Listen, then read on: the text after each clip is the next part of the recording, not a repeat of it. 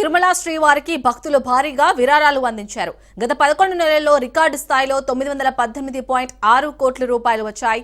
అన్నప్రసాదం, శ్రీవాణి ట్రస్టులకు అత్యధికంగా విరాళాలు అందించారు. భక్తులు ఆన్లైన్ ద్వారానే ఆలయానికి ఎక్కువ మంది దాతలు విరాళాలు సమర్పిస్తున్నారు. దాతలకు తగిన గౌరవం, సదుపాయాలు కల్పించడంలో ఎక్కడా లోపం తలెత్తకూడదని అధికారులను టీటీడీ చైర్మన్ ఆదేశించారు. ట్రస్టులకు విరాళాలతో పాటు పలు నిర్మాణాలు, యంత్రాల కొనుగోలు, సాంకేతిక అభివృద్ధికి సంపూర్ణ సహకారం అందిస్తున్నారు దాతలు.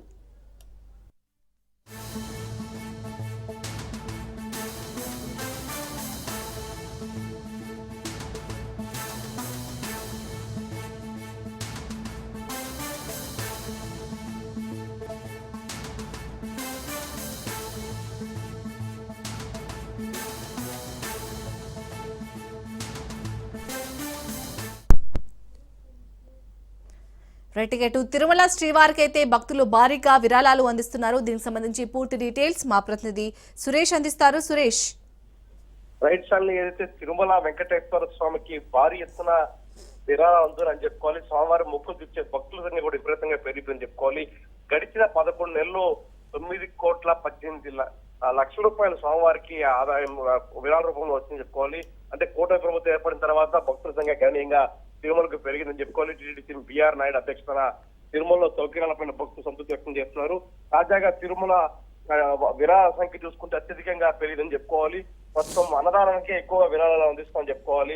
ప్రస్తుతం అన్నదాన ట్రస్ట్ కి గత 11 నెలల్లో 338 కోట్లు విరాళాలు అందాయి. అలాగే శ్రీవారి ట్రస్ట్ కి 252 కోట్లు, శ్రీ బాలాజీ ఆరోగ్య వరప్రసాద్ స్కీమ్ కి 97 కోట్లు, ఎస్సీ ప్రాణదాన ట్రస్ట్ కి 66 కోట్లు, గో సంరక్షణకు 56 కోట్లు, అలాగే ఎస్సీ ప్రాణదాన ట్రస్ట్ కి 33 కోట్లు, బర్డ్ ట్రస్ట్ కి ముఖ్యంగా వికలాంగులకు ఎక్కువ మందికి చికిత్సించేందుకు 30 కోట్లు, సర్వశ్రేయ ట్రస్ట్ కు 20 కోట్లు, వేద పరిరక్షణ కోసం 13 కోట్లు, ఎస్సీబీసీకి 6 కోట్లు, సిమ్స్ కోసం 1.5 కోట్లు.